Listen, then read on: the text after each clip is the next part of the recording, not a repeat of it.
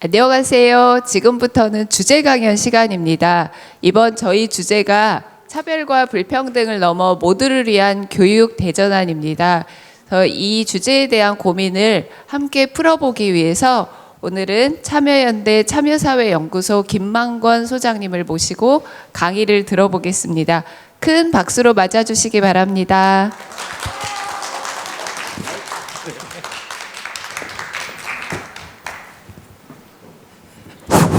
예, 안녕하십니까. 김만권이라고 합니다. 반갑습니다. 예. 사실 오늘 제가 강의하는 환경이요. 제가 제일 별로 안 좋아하는 환경인 것 같습니다. 위에서 아래로 내려다보는. 이게 뭔가 위에서 아래로 내려다보면서 이야기를 할 때 말이 좀 잘 안 나오는 스타일이거든요. 그래서 항상 사람을 올려받아 봐야 되는 것 같습니다. 오늘 이렇게 저한테 이게 오늘 어떻게 보면 창교육 실천 대회에서 이제 일종의 기조 강연 기회를 주셔서 너무 감사드리고요. 솔직히 말씀드리면 올라오기 전에 가슴이 좀 뭉클해지기도 했던 것 같습니다. 이게 사실 생각해보니까 이게 제가 재수하던 시절에 정교조가 만들어지고 있었던 것 같아요. 그리고 이제 대학에 들어갔을 때 이제 선생님들이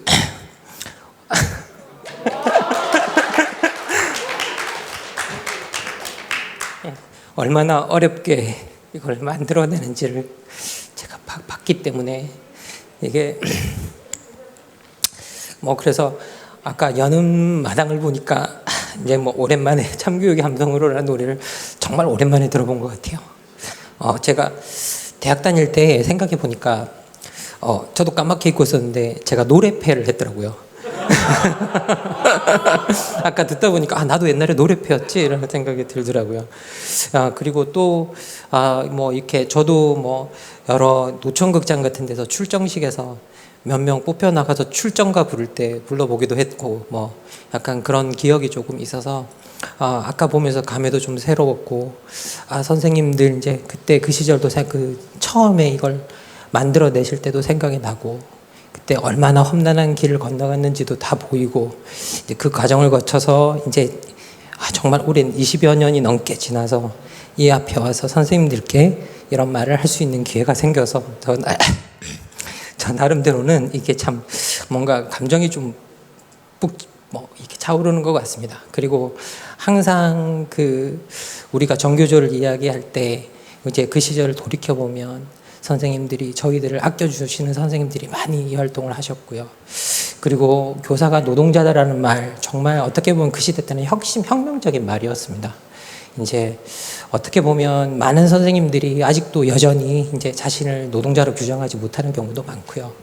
하지만 노동자가 뭐길래 우리가 그렇게 우리 자신을 노동자로 규정하지 못하는지에 대해서 늘 저 스스로도 묻고 있습니다. 어쨌든 오늘 여러분과 이런 기회가 생겨서 너무 좋고, 그리고 이제 제가 오늘 그래서 또 여기에 초대받으면서 좀 생각이 좀 많았습니다. 어떤 강연을 해야 될까? 어떤 이야기를 해야 될까? 차별과 불평등을 넘어서 어떤 이야기를 우리가 해야 될까 했을 때 단순한 소득의 불평등이나 아니면 자산의 불평등이나 그런 것들로도 이야기를 할 수가 있고 그런 이야기만으로도 3시간, 4시간 여러분께 이야기할 수 있겠지만 오늘은 조금 다른 것, 교육 현장에서 우리가 생각해 보아야 될 문제들, 그리고 교육 현장뿐만 아니라 그것들이 사회에 나와서 어떻게 보면 우리 사회의 지배적인 어떤 아이디어로 자리 잡고 있는 어떤 능력주의라는 것들, 그리고 그 능력주의가 공정성 논의의 한가운데에 자리하면서 마치 불공정을 해결해 줄 수 있는 해결책처럼 지금 이야기되고 있는 이 상황에 대해서 한번 이야기를 해보면 좋지 않을까라는 좀 생각이 들었습니다. 기본적으로 이제 저는 제가 정치 철학을 전공했는데요.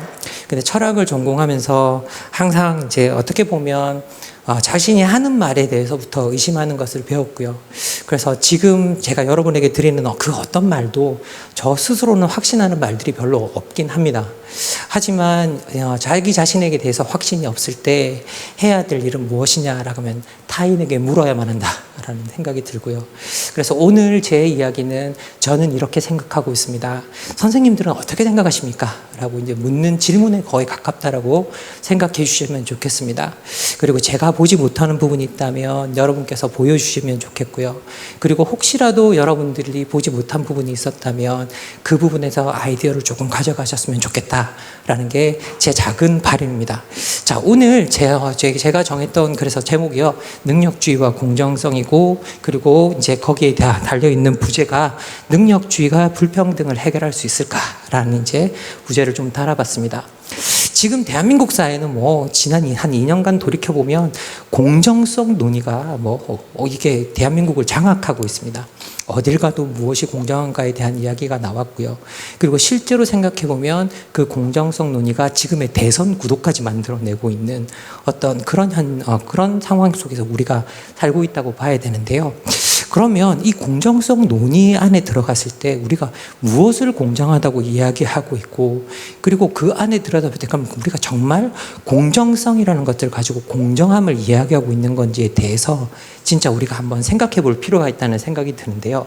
그래서 대한민국의 공정성 논란을 일단 여러분과 같이 살펴보기로 하겠습니다. 사실 제가 서론이 엄청 긴 사람인데 오늘 준비한 슬라이드가 너무 많아서 그 압박감을 견디지 못해서 막 하고 있거든요.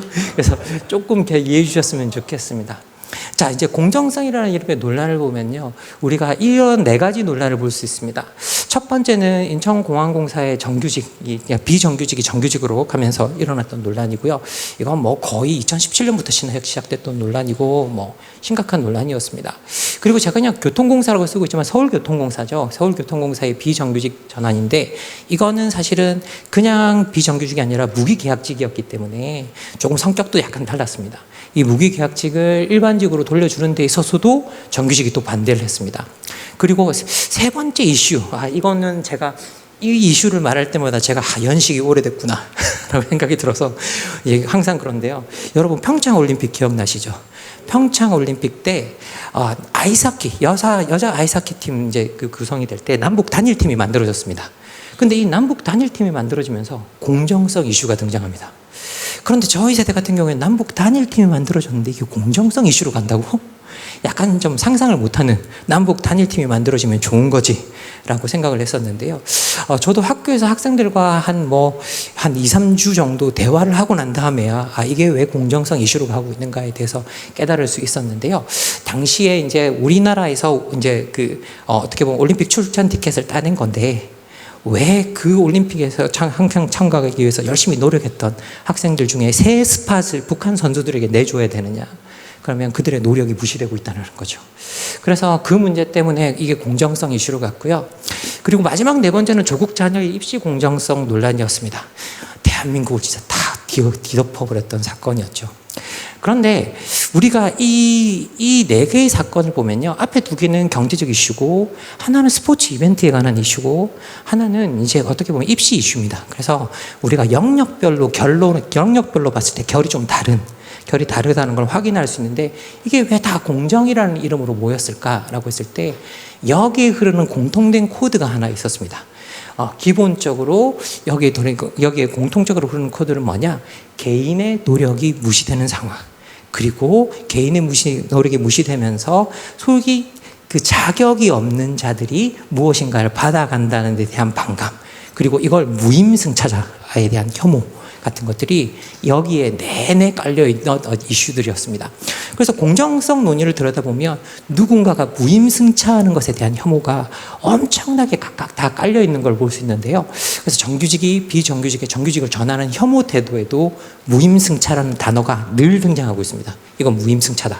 그리고 개인이 부모 덕에 무임승차하는 상황에 대한 혐오, 남북 간의 관계 개선이라는 명분 속에서 노력한 사람이 밀려나는 상황에 대한 분노, 이 모든 것들이 무임승차에 대한 거부였는데요. 그럼 무임승차에 대한 거부가 정말 나쁜 것인가? 우리가 또 생각해 볼 필요가 있는데, 문제는 뭐냐라고 하면 이 무임승차에 대한 논란이 정말 무임승차자에 대한 논란이었는가, 아니면 그것으로 끝나고 있는가, 다른 것으로 발전하고 있는가를 들여다봐야 될 것 같습니다. 저는 지금 현재 대한민국 사회의 공정성 논란을 들여다보면 공정성에 대한 요구가 되게 뭔가 비어있는 느낌이 많이 드는데요. 그 비어있는 느낌이 왜 드는가 하면, 공정성 논란의 공정성을 요구하는 내용이 뭐냐면 각자 도생의 환경을 보장하라 라는 게 공정성의 요구의 내용입니다. 내가 알아서 살아남을게. 그러니까 그 환경을 보장해 라고 하는 게 공정성이죠. 그리고 그 공정성에는 이웃과의 연대도, 친구와의 연대도, 동료 간의 뭐 어떤 결속도, 협력도, 그런 것들이 전혀 존재하지 않습니다. 내가 잘 살아남을 수 있게, 내가 열심히 할 테니까 내가 알아서 살아남을 수 있는 환경을 국가가 보장하라 라고 하는 어떤 논리들이 들어가 있는 거죠. 그러면 왜 이런 일이 일어나게 되었는가에 대해서 좀 여러분과 같이 살펴보기 위해서 데이터를 좀 들여다보려고 합니다. 사실 저희 철학하는 사람들이 제일 약한 게 데이터를 보는 건데요. 제가 철학하는 사람 중에 외단되게 데이터를 열심히 좀 들여다보는 사람인 것 같기는 합니다. 그 이유는 뭐냐면 제가 이제 정치철학 전공자고요. 그리고 정치철학은 제가 정치학에서 출발을 했습니다. 그래서 약간 데이터를 제가 들여다보는 성향이 있는데, 기본적으로 데이터를 들여다보는 이유는 뭐냐라고 하면은 이 공정성 이슈가 저는 정의 이슈와 분리가 될 수가 없다고 생각합니다. 여러분들이 아마 존 롤스 사회학과 선생님들은 다 알고 계실 텐데요. 존 롤스의 정의론의 핵심이 공정으로서의 정의 를 이야기하고, 공정과 정의가 결코 분리되지 않고 있는 이슈라고 생각을 하는데요. 그래서 이제 이 공정이라는 이슈를 우리가 이렇게 들여다볼 때, 정의라는 이슈를 들여다볼 때 가장 큰 문제는 뭐냐라고 하면, 지금 우리나라의 공정이라는 이 아이디어가 정의로 가는 것들이 아니라 불평등을 정당화하고 차별을 정당화하고 누군가를 혐오하는 것을 정당화하는 논리로 흘러가고 있기 때문에, 사실은 공정이라는 이름으로 인저스티스, 부정의를 서포트하는, 부정의를 뒷받침하는 어떤 그런 논리로 사용되고 있기 때문입니다. 그런데 이 정의론의 내용을 들여다보면, 정의론은 인간의 행위에 대해서 사실은 질문하고 있지 않습니다. 인간의 행위를 정의로 보지 않습니다. 왜냐? 정의론의 내용을 들여다보면, 정의론의 내용은 처음부터 끝까지 제도가 정의롭게 작동하고 있는가를 들여다보고 있습니다. 사실 이제 어떻게 보면 존 롤스 이후로 1970년대 존 롤스의 정의론이 등장한 이후로, 정의론은 이제 전부 다 인간의 행동을 얼마나 올바로 행동하고 있는가, 바르게 행동하고 있는가, 여기로 이야기를 하고 있지 않습니다. 모든 정의론은 제도가 제대로 작동하고 있는가에 대해서 묻고 있는데요. 사실 인간에게 정의를 갖다가 정의를 행할 부담을 지운다는 건 너무 어려운 일입니다. 아마 여러분들이 학교 현장에서 하루하루 힘든 것도 그것 때문일 거라고 생각이 드는데요. 여러분, 이게 원래 정의의 원래 이제 그리거 표현이 디케입니다. 근데 이 디케라는 말이 원래의 뜻은 상황에 맞는 행동을 한다라는 뜻입니다. 그러면 힘이 약한 자와 강한 자가 있다면, 약한 자가 강한 자에게 복종하는 것, 그건 상황에 맞는 행동이었습니다. 그런데 그런 식의 정의론을 이야기하지 않고 정의의 도덕적 요소를 처음 불어넣어서 이야기했던 사람이 우리가 잘 알고 있는 소크라테스라는 인물입니다. 그런데 그 소크라테스의 운명이 어떻게 되었을까요? 아테네가 처형해버리죠. 그리고 지금 현재 우리 대표적으로 최근의 예를 들자면, 우리는 공익 제보자 이야기를 들 수 있습니다.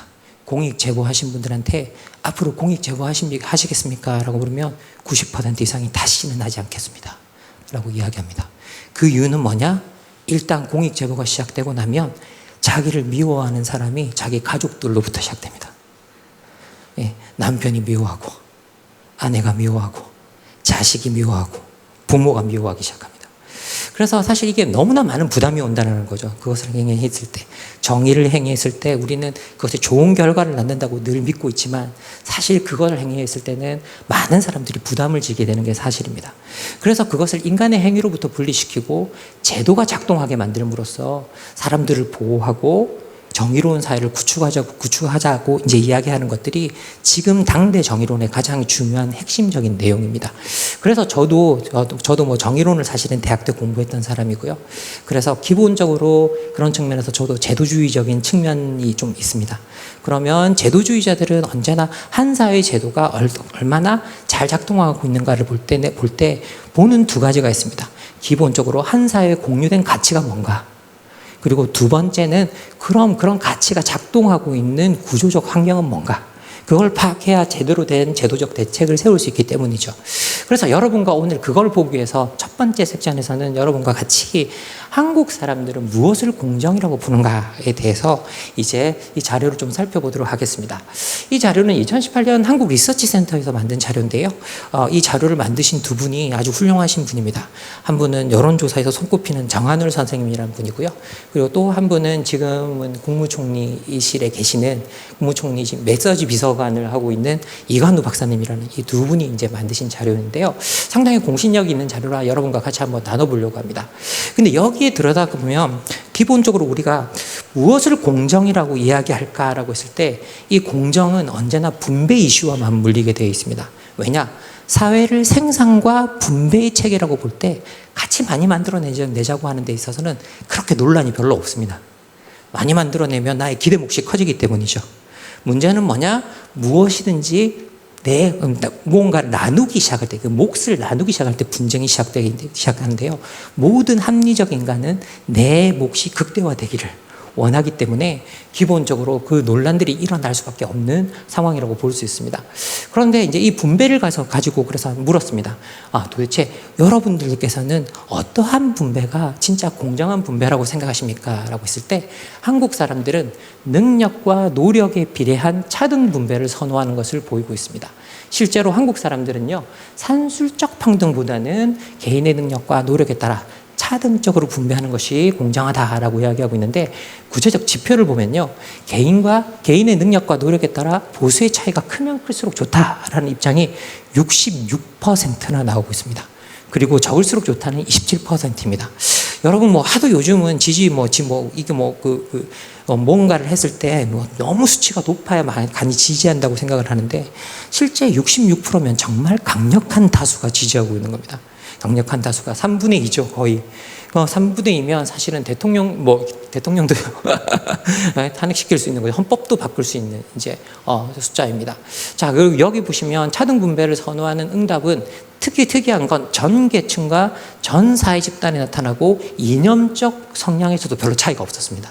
오히려 진보적인 사람들도 그렇게 대답하고 있고요. 그래서 여기 보면 연령, 소득별, 이념 성향별로 다 들여다봤을 때 비슷비슷하고 다 그렇게 드러나고 있고, 여기서 보시면 되겠지만 전체적으로 크면 클수록 좋다라고 이야기를 하고 있습니다. 저보고 화면 앞으로 돌아다니지 말라고 경고하셨는데 돌아다녀서 죄송합니다. 자, 그리고 이제 기본적으로 여기 보시면요. 그래서 또 한편으로는 능력과 노력이라고 했는데, 한국에서는 능력보다는 근무 태도와 같은 노력 요인에 대한 보상을 더욱 중시하고 있다라고 그렇게 말씀해 주고 계십니다. 그래서 보면 근무 태도가 43%, 능력이 23%, 업무 성과가 22%, 근속 연수가 16%로 나오고 있는데요. 그런데 여기서는 저는 약간 의문을 제기하고 싶습니다. 왜냐하면 능력과 업무 성과를 우리가 정말 제대로 구분할 수 있을까? 많은 사람들이. 사실 이거는 어떻게 보면 능력의 부분에 좀 많이 이제 같이 묶이는 부분은 아닌가라는 좀 생각은 좀 들고요. 이거 우리가 만약에 이걸 구분한다 그런다면 업무 성과 자체가 제대로 평가가 된다든지 안 평가가 된다든지 어떤 그런 다른 기준이 들어와야 명확하게 좀 구분이 될 것 같다라는 생각은 좀 듭니다. 그래서 기본적으로는 이렇게 나와 있고요. 과거에 우리가 가장 지향하던 근속 연수, 이게 정치학에서는 제론토크라시라고 그러죠. 노인 정치라고 부릅니다. 이제 이건 더 이상 작동하지 않는 이제 그런 것들을 볼 수 있습니다. 자, 그리고 되게 이건 특이한 지점인데요. 원래 모든 능력주의 사회는 학력을 정말 중시합니다. 여러분 혹시 마이클 샌델의 공정하다는 착각을 읽어보면 그 시작이 뭐냐면, 옛날에 그냥 부자들은 돈 주고 기부 입학시켰는데 자녀들을 좋은 학교에, 이제 돈을 주고 부정 입학을 시키기 시작한다라는 이야기를 하고 있습니다. 왜냐? 아이들이 능력주의 사회에서 그 학력을 스스로 따냈다라는 것이 상당히 중요한 지표이기 때문에 이제 그런 일을 하기 시작했다라고 이야기하고 있는데요.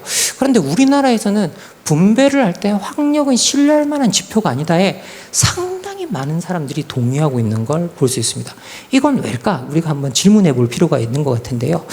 제가 생각해 볼 때는 좀 우리나라와 해외의 능력주의 차이가 있다고 한다면, 우리나라에서는 능력주의가 시험 만능주의로 가 있습니다.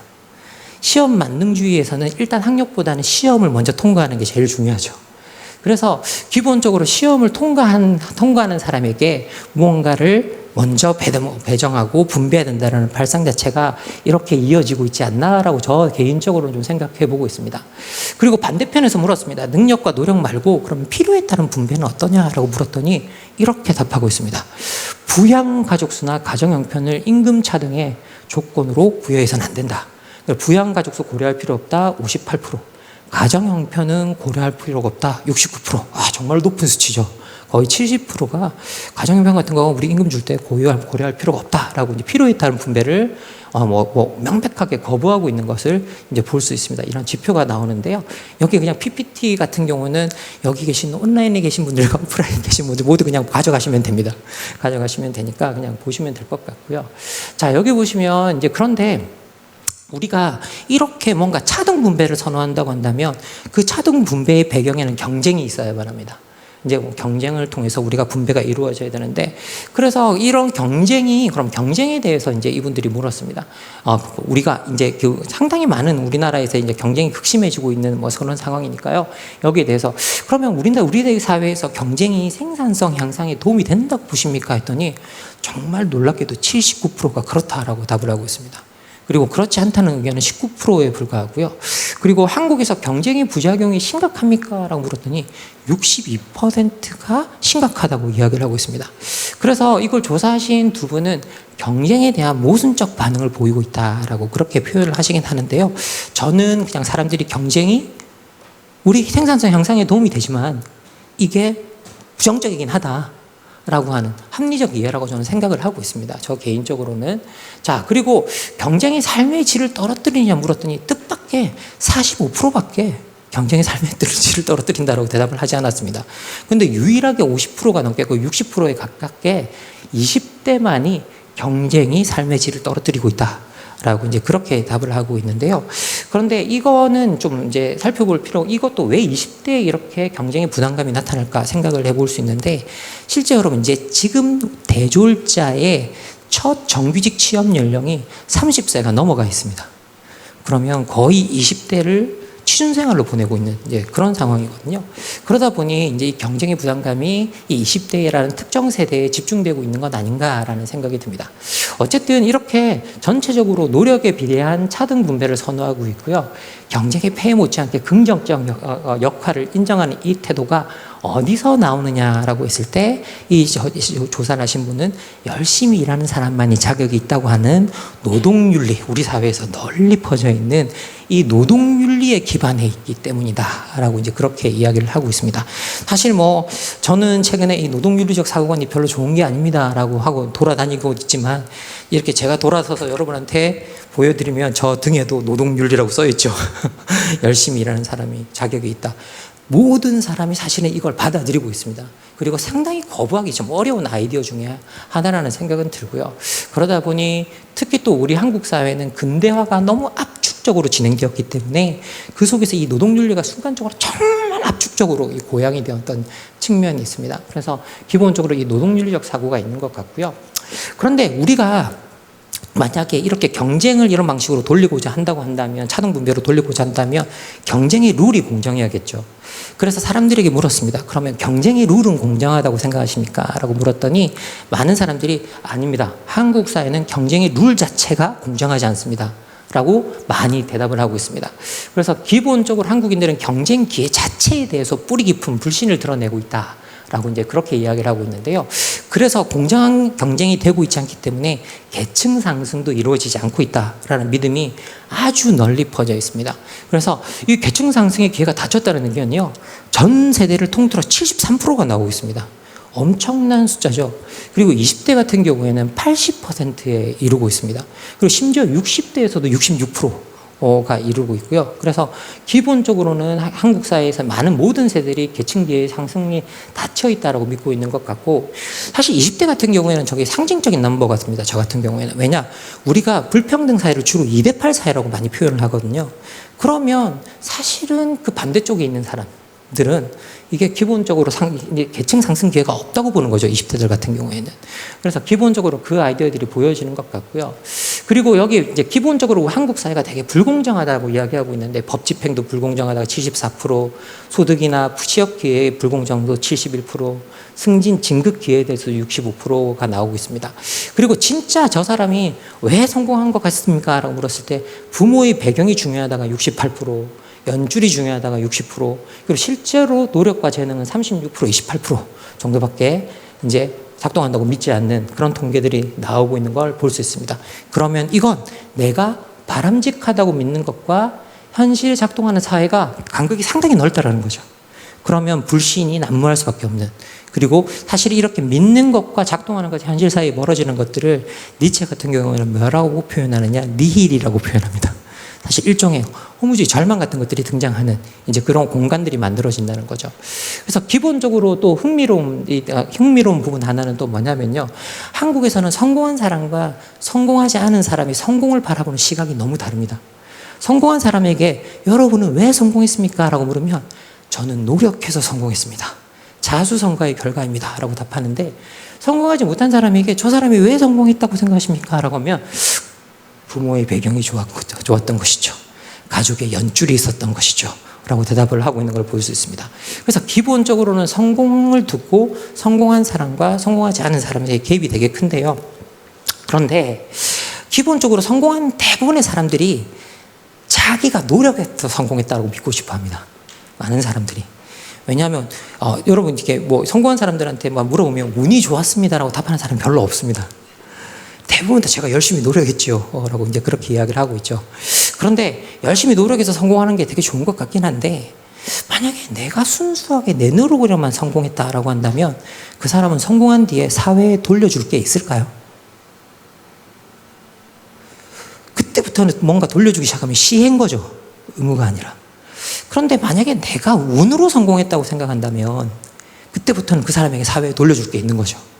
예, 어느 정도 그렇게 생겨납니다. 그래서 그때 돌려주는 건 일종의 의무가 될 수도 있는 이제 그런 상황이 되어가는 거죠. 그래서 사실은 우리가 노력으로 성공했다는 것이 되게 좋은 미덕으로 여겨지고 있지만, 그런 사람이 많으면 많아질수록 오히려 사회는 각박해질 수 있는 이제 그런 환경이 사실은 만들어질 수도 있습니다. 그리고 특히 여기 들여다보면 한국 사회에서는 부모의 도움에 대한 불신이 엄청났는데요. 그래서 사법고시 부활시키라는 요구가 72%, 특목고 폐지 요구가 가반을 넘어가는 이제 그런 것들도 볼 수 있습니다. 그래서 사실 이게 2018년에 보면 통계적으로 부모에 대한 불신이 엄청난 걸 볼 수 있는데, 우리가 조국 사태가 2019년에 이제 터지는 이제 그런 걸 볼 수 있습니다. 그래서 부모의 어떤 배경, 연줄에 대한 적대감 같은 것들이 상당히 많이 한국 사회에 이렇게 퍼져 있다는 걸 볼 수 있죠. 어쨌든 우리가 기본적으로 경쟁의 룰이 공정하지 않다라고 믿고 있고, 그리고 성공한 사람과 그렇지 않은 사람 간의 성공에 대한 차이의 의식의 차이를 보면 한국 사회에서는 구성원들 사이에 경쟁을 두고 상당한 불신이 깔려 있는 걸 볼 수 있습니다. 그래서 기본적으로 이제 어떤 불신 구조가 만들어지고 있는 건데요. 사실 정치학에서 여러분 사회계약론이라는 게 있습니다. 그런데 사회계약론을 들여다보면 홉스적 사회계약론과 로크적 사회계약론이 가장 대표적인 계약론인데요. 홉스적 계약론은 불신 구조에서 만들어집니다. 그리고 그 불신 구조에 놓여 있는 사람들을 홉스는 어떤 상태에 있다고 이야기하느냐, 만인 대 만인의 투쟁 상태에 있다 라고 자기 스스로 믿지 않기 때문에 스스로 살아남아야 되는 거죠. 이제 그래서 이제 기본적으로 그 만인 대 만인의 투쟁 상태라는 자연 상태 속에서 사람들이 협력하지 못하는 그런 상태가 나오고요. 그리고 그 사람들은 불신을 하기 때문에 권력도 분산시킬 수가 없습니다. 그래서 다시 오히려 역설적으로 근대적 사회개혁을 해서 왕에게 권력을 몰아주는 그런 일들이 이제 그 이론 구조 속에서 일어나고 있습니다. 그런데 사실 이론적 틀로만 보면 홉스보다 이제 리바이어던보다 로크의 통치론이 훨씬 허접함에도 불구하고, 이게 허접하다는 표현은 되게 죄송한데요. 훨씬 이렇게 느슨하고 사실은 이렇게 정교하지 못함에도 불구하고 로크적 계약론의 가장 큰 장점은 거기에 있는 구성원들이 서로를 신뢰하고 있습니다. 신뢰하고 있기 때문에 권력도 분산시킬 수 있고, 그래서 의회도 만들 수 있고, 이제 그런 일들이 나타나는데요. 그래서 기본적으로 그런 신뢰를 최근에는 뭐라고 부르고 있느냐, 소셜 캐피탈, 사회적 자본이라고 부르고 있습니다. 그래서 그 사회적 자본이 높아야 사회적 협력이 일어난다라고 이야기하는데, 그 사회적 자본이 아주 부족한 상태임을 우리가 볼 수 있습니다. 그러면 우리가 지금까지는 왜 사람들이 이제 이렇게 지금 사람들이 공정성에 대한 인식을 받는데 그럼 왜 사람들이 이렇게 공정성을 인식하고 있을까? 그 부분에 대해서 좀 살펴볼 수 있게 그럼 구조적인 문제를 좀 살펴보고 싶습니다. 저 같은 경우에는 사람들이 이렇게 공정성을 인식하는 게 우리 사회에서의 분배와 그러니까 자원과 권력에서의 분배 기회가 너무 극단적으로 양극화 분배가 일어나고 있기 때문이다라고 저는 생각을 하는데요. 실제로 이런 양극화 분배는 그냥 우리나라에서만 일어나는 패턴은 아닙니다. 사실 1980년대 이후에 전 세계적으로 같이 나타났는데 기본적으로 여기 발전에는 많은 분들이 이걸 물으면 또 사람들이 또 맨날 신자유주의 때문이다 그러는데 그것도 되게 중요한 부분이 있지만 사실은 기술의 발전에서 그 디지털 기술의 발전이 상당히 중요한 역할을 했습니다. 왜냐? 디지털 기술 자체가 양극화 분배를 하는 속성이 있습니다. 기본적으로 디지털 기술은 인류가 만들어낸 기술 중에 발전 속도가 가장 빠른 기술이었습니다. 그러면 어떤 기술의 발전 속도가 빠르다는 말은 시간이 지나면 지날수록 따라잡는 사람의 숫자가 작아진다는 거죠. 그러면 그 기술은 소수에게 점점 분배해가는 그런 어떤 성향들이 있습니다. 실제로 어떻게 보면 이런 분배를 이야기할 때 가장 우리가 흔히 이야기하는 게 무어의 법칙이라는 건데요.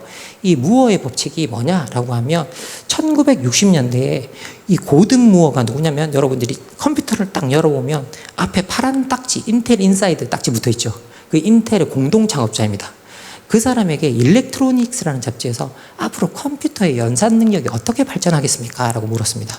그랬더니 그분이 뭐라고 대답했느냐? 앞으로 컴퓨터의 연산 능력은 2년마다 2배씩 향상되고 가격은 절반으로 떨어질 것이다 라고 이야기를 했습니다. 그러면 같은 가격이라면 해마다 2배씩 뛴다는 거죠. 그런데 이게 해마다 2배 성장하는 게 뭔데? 라고 생각할 수 있는데 이게 2년 차인 4배, 3년 차인 8배죠. 4년 차인 16배, 5년 차인 32배로 가고 40년 차가 넘어가면 100만 배가 넘어갑니다.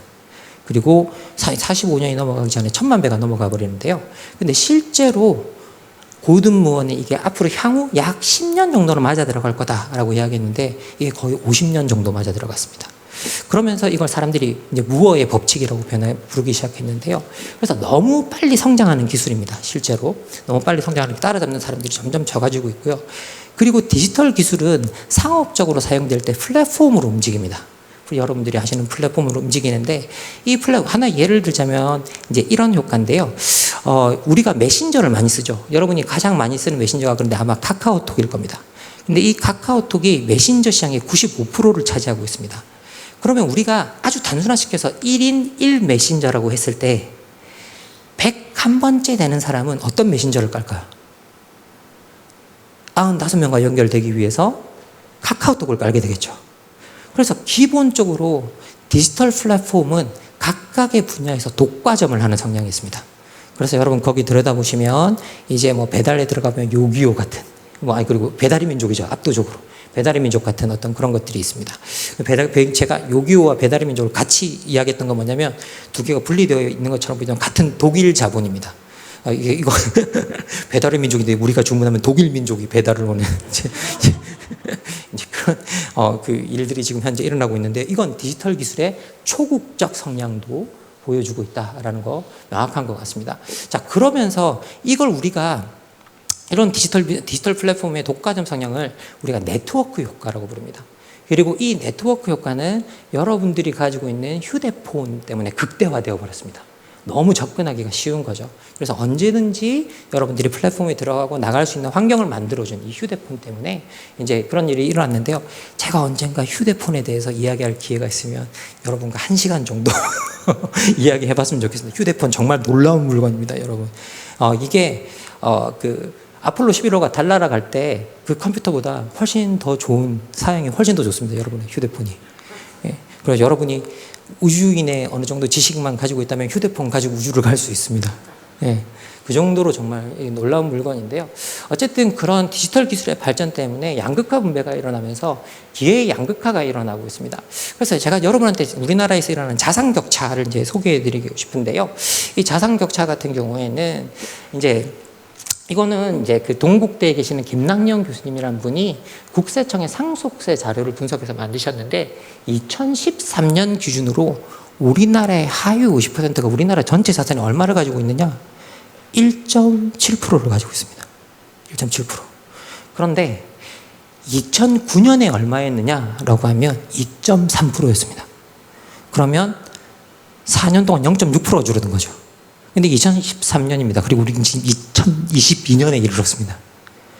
그러면 그 패턴으로 줄어들었다고 한다면, 그죠? 그리고 그 이후로 우리는 자산 불평등이 줄어들었다는 이야기 별로 들어본 적이 없습니다. 그리고 작년, 재작년은 부동산이 대폭발이었습니다. 그러다 보니 이 자산 격차는 계속 심화되고 있는 성향을 보여주고 있고요. 그리고 소득 격차, 사실은 자산 격차를 만들어내는 근본적인 원인이죠. 왜? 소득에서 남는 것들이 투자되면서 이제 만들어지니까. 그런데 이 소득 격차를 들여다보면 이건 2019년에 국회에 보고된 2017년 자료입니다. 여기 보면 통합소득 천분위 자료가 나왔는데요. 이 해에 상위 0.1%가 몇 명이었느냐? 22,000명이었습니다. 그런데 여기에 하위 이분들이 얼마만큼 벌었느냐? 하위 27% 구간인 629만 5천 명만큼 벌고 있는 거로 나오고 있습니다. 그러면 엄청난 소득 격차가 나온 거죠. 자, 여러분한테 제가 이제 큰 그림을 보여드렸습니다. 그러면 이런 격차들이 왜 만들어지느냐라고 했을 때 기본적으로 노동시장 내에 양극화 분배가 너무 심하게 일어나고 있습니다. 보상 격차가 너무 심하게 일어나고 있는데요. 여기 보시면 제가 하나 예를 드렸는데 2017년에 우리나라에서 최고 연봉자가 나왔습니다. 아직 이 기록은 깨지고 있지 않는데요. 이 해에 여러분들 믿지 않겠지만 2017년이 우리나라의 경제가 호황이었습니다. 그리고 세계적으로도 경제가 호황이었고요. 그런데 놀랍게 2017년에 우리나라의 경제가 좋았음에도 불구하고 고용은 그렇게 늘지 않았습니다. 그 이유가 뭐였냐면 로봇 대체율이 엄청 높았습니다. 그 해에. 기업이 돈을 벌어서 사실은 어떻게 보면 로봇을 샀던 해였는데요. 그런데 이 해에 이제 너무 경제가 좋다 보니까 이제 기본 최고 연봉자가 나왔는데 이 해 때 권오현 회장님 얼마 벌었느냐? 243억 8,100만 원을 연봉으로 받았다고 합니다. 성과급과 합쳐서. 그래서 이제 연봉왕으로 등극했다고 하시는데 이분이 월급으로 따지면 20억 3,175만 원 받으셨고요. 하루에 6,680만 원을 버셨답니다. 이제 하루에 6,680만 원을 어떻게 벌 수 있을까요? 아침에 출근하면서 안녕하세요 10만 원. 오늘 뭐 하죠? 20만 원 이렇게 버시는 분이 대한민국에 한 분 계셨던 거죠 그때. 이제 어쨌든 그렇게 그런데 문제는 뭐냐라고 하면 2017년에 이렇게 최고 연봉자가 나오는 가운데 아주 역설적으로 반대편에서 어떤 일이 일어나고 있었냐? 최저임금 1만 원 때문에 난리가 났던 이제 그 해였습니다. 어떻게 보면 되게 대조적인 어떤 그런 광경을 볼 수 있고요. 그리고 이제 우리가 제가 한국에서 소득 격차가 얼마나 벌어지고 있는가를 여러분에게 보여드리기 위해서 이제 이런 통계들을 가지고 왔는데요. 사실 제가 이거는 뭐 제 경험인데요. 이 노동시장 내 아까 이거 자산 격차 아까 보여드릴 때 제가 이걸 이걸 몇 번 이 자료를 보여드리고 많은 비판 이런 소리를 많이 들었습니다. 어디서 빨갱이들이 만든 통계를 가지고 이런 소리를 하느냐라고 하셔가지고 김남년 교수님 박근혜 정부 아래서 역사 국정교과서 만드셨던 분입니다. 그래서 그런 거 전혀 아닙니다. 예. 그리고 이게 다시 말씀드리자면 그래서 제가 그때부터 이렇게 이런 자료들을 주로 이런 신문에 찾고 있습니다. 예. 그래서 이게 뭐 그런 거 아니고요. 그래서 실제로 여기 들여다보시면 상위 5% 정도가 연봉 1억 원을 받고 있는데 그 해 때 똑같이 들여다보시면 그 해 때 우리나라 평균 연봉이 얼마였느냐? 35%에 잡히는 연봉이 3,172만 원이었습니다. 3,172만 원.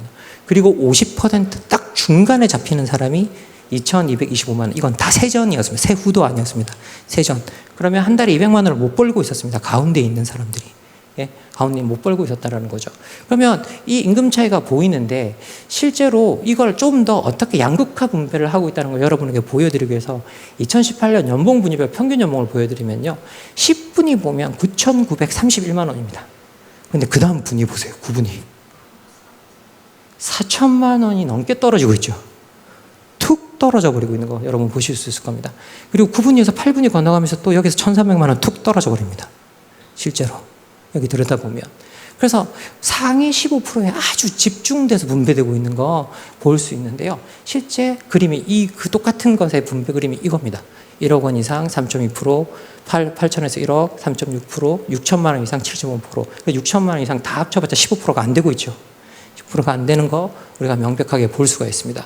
그리고 4천만 원에서 6천만 원 정도 버는 사람이 16%, 그리고 2천만 원, 4천만 원이 43%, 44%대 거의 44%. 그리고 이 2천만 원 미만 버는 사람이 위에 6천만 원 구간보다 훨씬 많은 사람들이, 그죠? 훨씬 많은 사람들이 이 2천만 원 미만의 수익을 올리고 있는 걸 볼 수 있습니다. 그러면 우리가 여기에 해당하는 임금을 받을 수 있는 곳이 어디냐라고 했을 때 기본적으로 우리나라는 그런 임금을 주는 곳이 대부분 다 대기업들입니다. 그런데 우리나라의 대기업의 정의가 뭐냐라고 하면 기본적으로 300인 이상의 직장인 거죠. 그런데 그 300인 이상의 직장에서 사실 우리가 보는 뭐 아주 그런 높은 임금들은 우리가 이름만 대면 아는 기업들, 이제 그런 데서 주는 건데요. 여기 보시면 뭐 삼성전자는 이게 2017년에 이만큼이었다고 합니다. 그래서 주변에 삼성전자, SK텔레콤, 현대자동차 다니면서 돈 없다 그러면 거짓말입니다. 우리나라에서 소득으로는 제일 많아야 되는 분들이 사실은 이분들입니다. 자, 그런데 아까도 말씀드렸다시피 300인 이상의 직장이 얼마냐? 300인 이상 직장이 얼마냐? 전체 일자리의 12% 정도밖에 되지 않습니다. 그리고 전체 일자리, 소위 중소기업이라고 부르는 300인 미만의 일자리가 88%를 거의 차지하고 있습니다. 여기 87.7%라고 이제 보이죠. 그리고 여기서 보시면, 뒤에서 보시면 아시겠지만, 실제로 우리나라의 중소기업이 350만 개 정도가 넘어가고 있는데요. 중기업은 10만 개 정도에 불과한 게 지금 현재 우리의 현실입니다. 그러면 분배가 이제 어떻게 되어 가는지 기본적으로 잘 보이실 텐데요. 여기 보시면 이제 대기업과 중소기업의 정규직 연봉치입니다. 이걸 보시면 아까 제가 말한 것과 거의 맞아 들어간 거 볼 수 있습니다. 2017년, 2018년에 대기업에서 저만큼의 평균 연봉을 줬고 그분들이 상위 11% 정도에 머물러 있는 거 볼 수 있죠. 11%, 12%에 머물러 있는 거 볼 수 있습니다. 그리고 중소기업에서 평균 연봉을 받는 사람들이 바로 여 구간에 머물러 있는 거, 여기 35%대 구간에 머물러 있는 거 이제 또 볼 수 있습니다. 그래서 실제로는 어떻게 보면 기존의 격차, 우리가 아까 말하는 어떤 그런 많은 사람들이 이게 뭐라고 이야기했느냐, 능력과 노력에 따라 차등 분배를 선호하는 게 66%였죠. 크면 클수록 좋다는 66%인 그런 사회에서 실제 이런 보상이 이루어지는 직종으로의 진입은 노동시장에서 12% 정도밖에 되지 않는다라는 게 문제죠. 그러면 원하는 방식의 보상이 극히 제한적으로 있다라는 거 우리가 볼 수가 있습니다. 그러면 또 한편으로 이제 노동시장 내 보상 격차를 봤는데요. 그럼 노동시장 밖의 사람들은 어떠냐? 라고 봤을 때 노동시장 한번 밖으로 밀려나면 많은 문제들이 생겨나고 있는 거 이제 볼 수 있습니다. 여기 노동시장 밖으로 밀려나면 우리가 일단 실업이라고 부르고요. 그 실업하는 동안에 실업급여를 받게 되는데 이제 실업급여의 목적이 실업급여를 받으면서 재취업을 하는 거죠. 그런데 그 기간에 재취업을 한 재취업률을 들여다보면 31.9%에서 2015년 꾸준히 낮아지고 있는 거 여러분들이 보실 수 있습니다. 2017년은 어떻게 저렇게 제가 오타를 냈을까요? 예, 죄송합니다. 인간적으로 이해해 주세요. 자, 그리고 저렇게 나오고 있고요. 그래서 다 계속 하락하고 있는 걸 우리가 볼 수 있습니다. 어떤 분들은 실업급여를 남용하는 사람들에 관한 이야기도 많이 하긴 하는데요. 근데 실업급여를 남용하려고 하면 정말 능력자들이어야 합니다. 이게 마음대로 지겠다 안 했다 할 수 있어야 되는 거죠. 이제 그런 거는 좀 힘든 것 같고요. 그래서 여기 들여다보면 기본적으로 노동시장 밖으로 이제 밀려났을 때 다시 노동시장으로 돌아가기가 상당히 어려운 것. 왜? 실제 급여를 받으면서 돌아가는 확률이 30%도 안 된다는 거죠. 10명 중에 3명 정도밖에 안 되는 거 볼 수 있습니다. 그런데 우리나라의 고용률이나 실업률을 들여다보면 크게 변동이 없습니다. 크게 변동이 없어요. 그러면 왜 그런 일이 일어나느냐라고 했을 때 실제 우리나라에서 일자리 패턴이 이렇게 일어나고 있습니다. 전통적인 생산 직종에서의 자동화 현상으로 제조업 같은 데서 일자리가 계속 줄어들고 있는 건 사실입니다. 그런데도 실업률이나 고용률이 줄어들지 않고 있는 이유는 뭐냐라고 하면 이 사람들이 어디론가 다른 데로 가고 있다는 거죠. 그 다른 데로 가고 있는 게 지금 만들어지고 있는 플랫폼 일자리들입니다. 이 플랫폼 일자리들이 이제 기본적으로 여러분이 다 아시다시피 운전, 배달, 청소, 심부름 같은 저런 직종으로 이어지고 있는데요. 여기는 사실은 문제가 있습니다. 왜냐? 우리가 이 2020년 인권위원회 조사에 따르면 이분들이 한 달 평균 수입이 최저임금이 190만 원일 때 170만 원 정도밖에 되지 않는 이제 그런 것들을 보이고 있고요.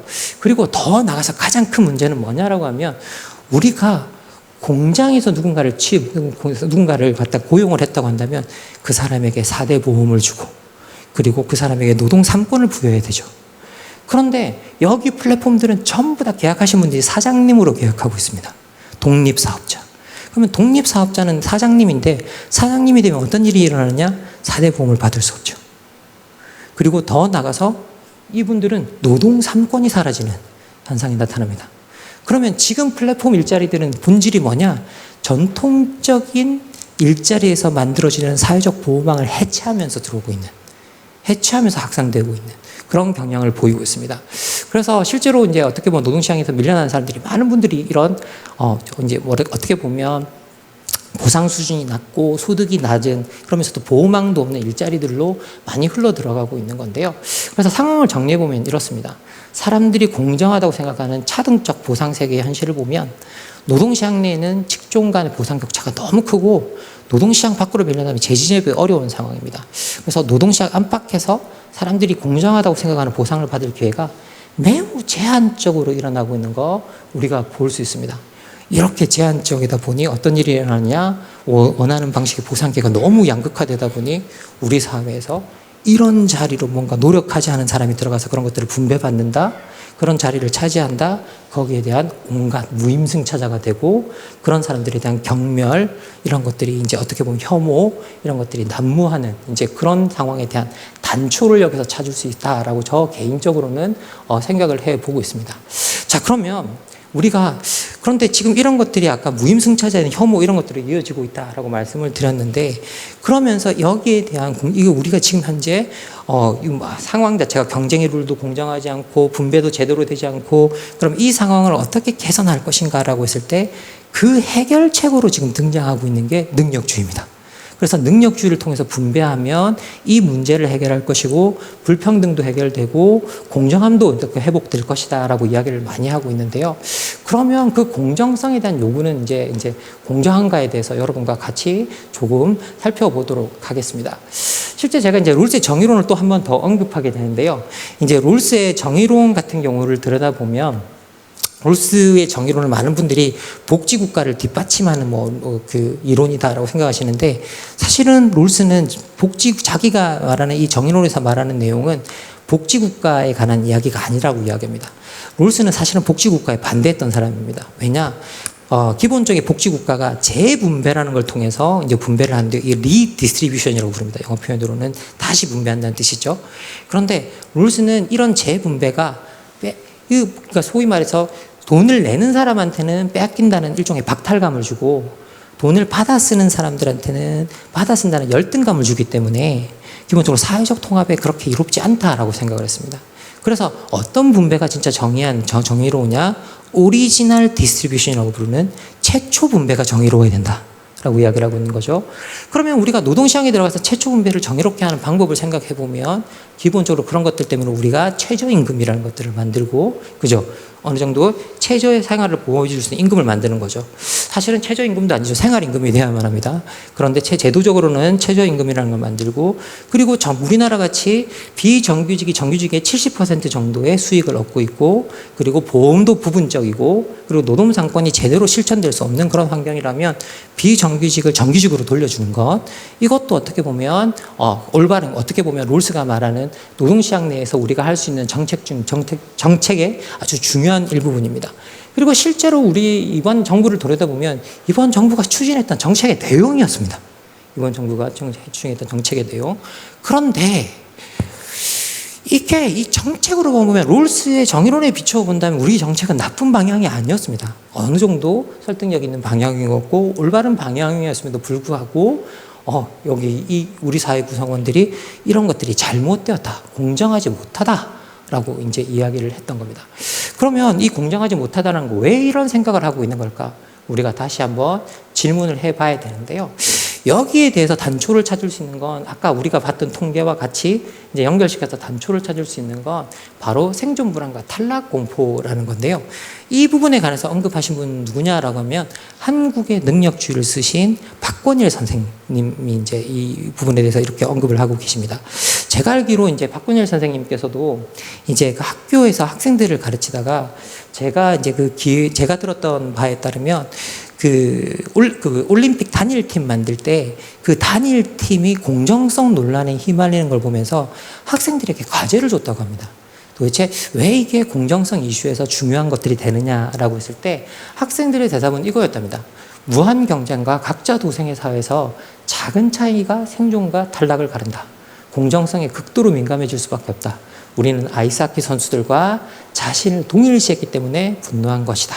그래서 이런 상황에서 우리 노력에 합당하게 맞게 분배하라는 요구가 이어지고 있는 것이다 라고 이제 이야기를 하고 있는데요. 그러면 이런 용어들이, 이런 공정한 분배에 대한 요구들이 능력주의라는 것들로 이어지고 있는데, 그럼 과연 능력주의는 원래 어떤 의미를 가지고 있고 어떻게 만들어졌던 용어일까에 대해서 여러분과 같이 한번 또 살펴보도록 하겠습니다. 실제 능력주의는요, 우리가 영어로 메리토크라시라고 부르는데, 메리트가 통치하는 정체라는 거죠. 메리트가 통치하는 크라시니까 통치하는 정체라는 뜻입니다. 그래서 메리토크라시라고 부르는데요. 이 메리토크라시의 내용은 이겁니다. 겉으로 볼 때는 하나도 나쁜 게 없습니다.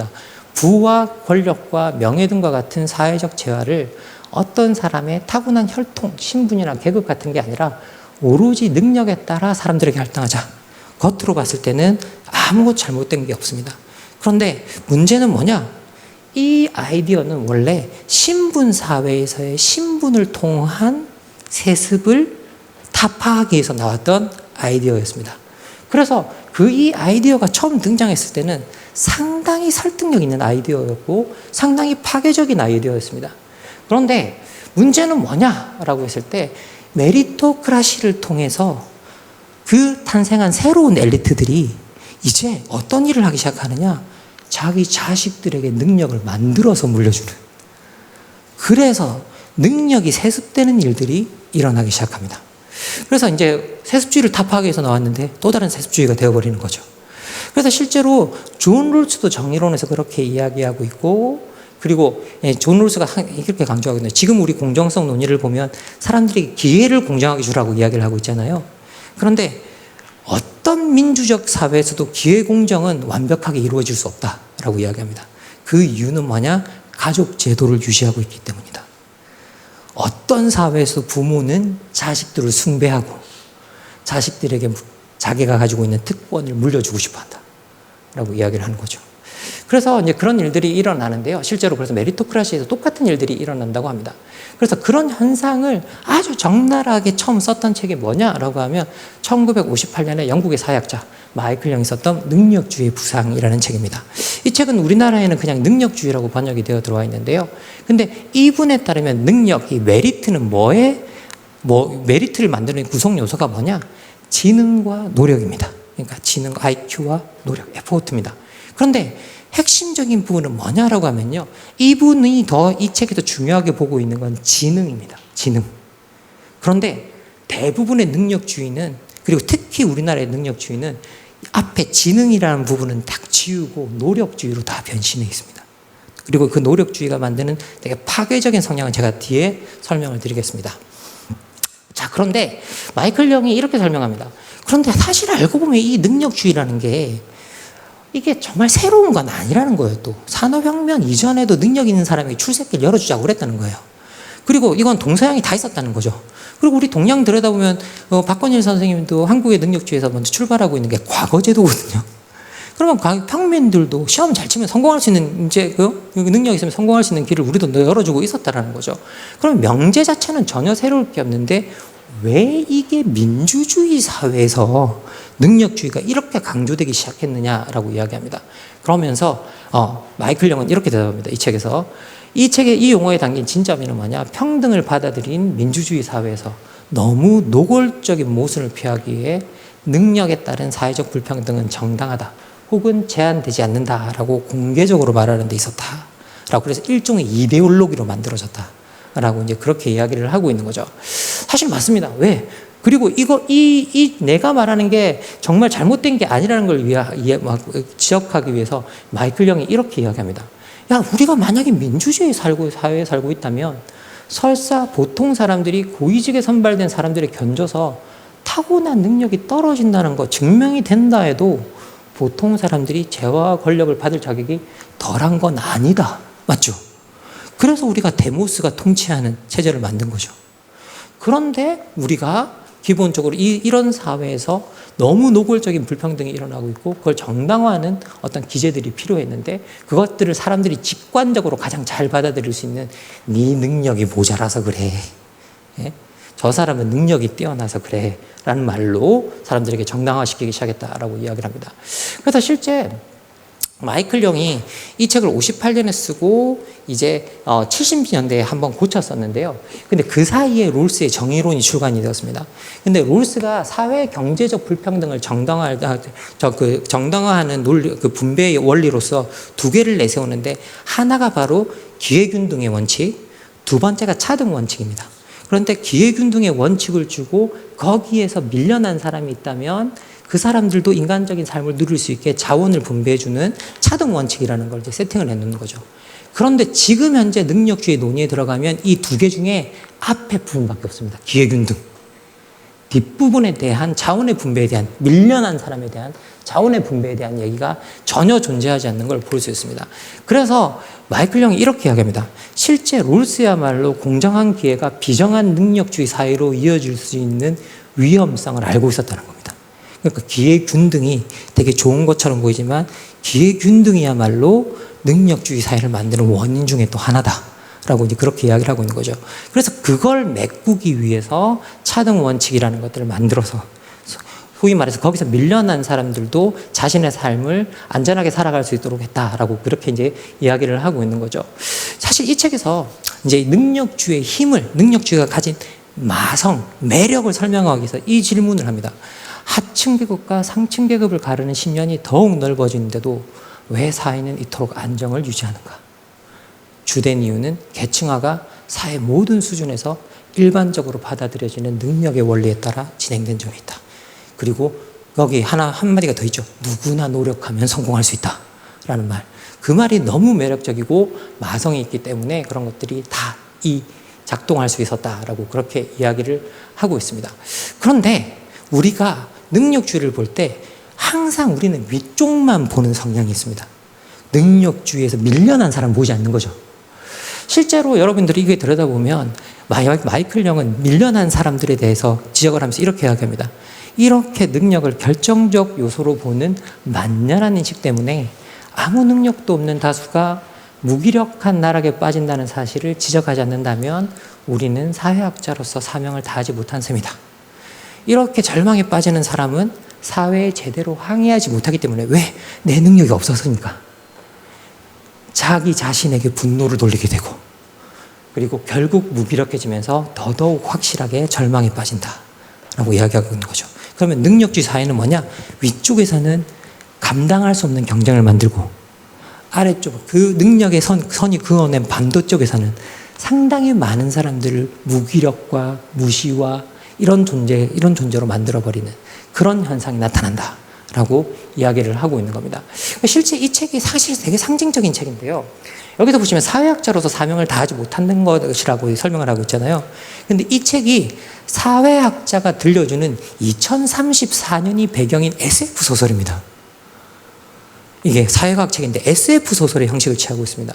그리고 사회학자죠. 그리고 화자가 사회학자입니다. 그러면서 자기가 사명을 다하지 못하고 있다고 이야기하는데요. 이 책에 너무 아이러니한 건 뭐냐면 맨 끝에 마이클 영이 사회학자를 죽여버립니다. 상징적으로 우리가 그 의무를 다하지 못하고 있다는 거. 이제 그걸 보여주고 있는 거죠. 그래서 이런 능력 없는 자의 절망이 무시되는 상황, 이걸 상당히 봐야 되는데요. 그래서 마이클 영이 2001년에 영국에서 토니 블레어라고 하는 신노동당의 이제 당수가 영국을 능력주의 사회로 만들자고 연설을 했습니다. 그때 그 연설을 지켜보고 마이클 영이 가디안이라고 하는 그 일종의 언론에 기고를 했습니다. 그러면서 뭐라고 이야기하느냐라고 하면 능력주의가 강화되면 다른 사람이 들어올 여지가 없는 새로운 사회 계층으로 굳어진다. 그러니까 계층유동성이 또 안 생겨난다는 거죠. 굳어지는데 이는 바람직하지 않다. 내가 비판의 의미로 만들었던 이 용어가 찬사에 가까운 수식어로 쓰이고 있다는 거 정말 유감이다 라고 이제 그런 이야기를 하고 있는 거죠. 자, 그러면 우리가 능력주의 용어의 기원에 대해서 알아봤고, 원래 능력주의가 부정적인 의미였다라는 것들, 능력주의가 가진 어떤 문제들에 대해서 이제 이야기해 봤는데, 이제 우리가 마지막으로 풀어야 될 질문은 이건 것 같습니다. 그러면 능력주의는 정말 불평등을 해결할 수 있는가? 이제 그 부분을 이제 봐야 될 것 같은데요. 실제 다니엘 마코비치라고 해서 이제 우리나라에는 이게 원래 이제 영어 제목은 능력주의 함정이고요. 우리나라에는 엘리트 세습이라는 책으로 번역이 되어 있습니다. 엘리트 세습이라는 책으로 번역이 되었는데 이 책에서 다니엘 마코비치라고 하는 예일 대학교 교수님인데요. 저는 이 책이 마이클 샌델의 공정하다는 작가보다 훨씬 훌륭한 책이라고 생각합니다. 그런데 이 마코비치는 뭐라고 이야기하느냐? 지금의 불평등은 능력주의가 작동 안에서 만들어진 게 아니라 너무 잘 작동돼서 만들어진 거다라고 이야기를 하고 있습니다. 능력주의가 너무 잘 작동해서 이제 만들어진 거다라고 이야기하고 있는데요. 그러면서 그 배경을 설명해 줍니다. 1950년대 이제 서양에서 능력주의 혁명이 있었다라고 이야기하는데요. 그래서 그 만들어진 첫 번째 1세대들이 엘리트들이 인적 자본을 쌓고 자녀들에게 고급 인적 자본을 대물림하는 풍조가 생겨났다. 그래서 자녀들이 최고 엘리트가 되도록 압도적인 자원을 투입해서 교육을 시키고 끼리끼리 결혼시키고 더 비싼 학교 보내고 과외교육시키고 인류대학을 통해서 엘리트 코스를 밟게 한다라고 그렇게 이야기를 하고 있습니다. 자, 그러면서 이렇게 이야기하는데요. 20세기 중반까지 엘리트들의 자녀가 특별한 노력 없이 특권을 타고났다면 20년대 중반까지 뭐 서양에서도 뭐 기부금 입학 이런 것들 막 했던 거죠. 뭐 너무 당당하게 다 했습니다. 그리고 실제 여러분 아까 말씀드렸던 제가 오늘 정의로운 이야기 많이 하는데 존 롤스의 인터뷰를 보면 그 제자가 롤스한테 프린스턴에 입학하셨으니까 그때 너무 공부를 잘했군요. 이제 학교 다니실 때 이렇게 물었더니 롤스가 정색을 하면서 뭐라 그랬냐면 그땐 돈만 있었으면 다 명문대학에 들어갔다라고 그렇게 이제 표현을 하고 있습니다. 자, 그러면서 기본적으로 그렇게 했다면 오늘날 능력주의 엘리트들의 자녀들은 특권을 만들어서 세습시켜준다. 라고 이제 이야기를 하고 있는데요. 기본적으로 뭐 이제 아까 말씀드렸던 그 만들어서 물려주는 행위 중에 하나가 입학 부정 행위로 나타나는 거죠. 마이클 샌델이 그 시작하면서 서문에서부터 쓰고 있는 그 미국의 입학 부정 사건이 대표적인 사례였습니다. 그래서 실제로 이제 근데 이런 것들을 들어보면서 우리 앞에 봤던 2018년 한국 리서치 센터에서 한국인들이 성공의 요인으로 중요하다고 생각했던 거 한번 다시 돌아가 보겠습니다. 그때 한국인들이 부모의 배경이 중요하다가 68%, 연줄이 중요하다가 60%가 답했는데 이 여론조사 결과는 뭐냐? 결국 우리 사회에서도 부모들이 인적 자산을 물려주고 있다는 걸 사람들이 사실은 인식하고 있다는 거죠. 그걸 다 인식하고 있다는 것. 그리고 실제로 작동을 하고 있다는 거 이제 뭐 거부할 수 없을 것 같습니다. 그리고 많은 사람들이 능력이라는 것들은 마치 개인이 만들어내고 있는 것처럼 생각하는데 진짜 현실에서의 능력은 상속되고 있다는 것. 그리고 물려주고 있다는 것 우리가 부정할 수 없는 것 같습니다. 왜? 능력도 이제 구매 가능한 상품이라는 것도 것이라서 능력도 상속될 수 있음을 이제 알고 있는데요. 기본적으로 많은 사람들이 내가 뭐 능력하고 내가 노력하라고 생각하지만 진정한 능력주의는 같은 능력을 가진 사람이 같은 노력을 했다면 같이 성공을 해야 되죠. 그런데 같은 능력을 가지고 같은 노력을 한 사람이 아주 가난한 부모를 만났을 때와 아주 부유한 부모를 만났을 때 성공한 확률은 완전히 달라지는 거죠. 그래서 기본적으로 우리는 이 능력도 상속된다는 모순을 우리가 자꾸 까먹고 있다는 생각이 들고요. 그래서 실제 현실은 이렇습니다. 오늘날 슈퍼 엘리트들은 자녀 교육에 돈을 쏟아붓고 있습니다. 왜? 자기가 만든 특권을 물려줘야 되니까. 그런데 대도시에 사는 중산층들은 이 엘리트들이 자녀 교육에 쏟아붓는 걸 옆에 지켜보면서 자신들도 돈을 쏟아붓고 있다고 합니다. 자기 자녀들을 출세시키기 위해서. 여러분, 그러면 중산층들이 모든 자원을 자기 자식에게 쏟아붓는 걸 보는 그 부유한 엘리트들은 어떻게 반응할까요? 더 많은 돈을 쏟아붓겠죠. 더 많은 자원을 쏟아붓겠죠. 압도적인 자원을 쏟아붓는 거로 대응하고 있다라고 이야기를 하고 있습니다. 그래서 기본적으로 수많은 연구들이 뭐라고 이야기하고 있냐면요. 지금 교육 주도적 승자 독식 경제에서 18살의 1%가 성인이 되어서도 1%로 남을 확률이 많다라고 이야기하고 있습니다. 그래서 경제학자 존 퀴킨 같은 사람은 비싼 등록금에도 엘리트 교육 시스템에 들어가기 위한 치열한 경쟁이 놀라운 게 아니다. 사실 이 통계를 이렇게 들여다본다면 이건 사실은 합리적인 행위를 하고 있는 거다라고 그렇게 이야기하고 있습니다.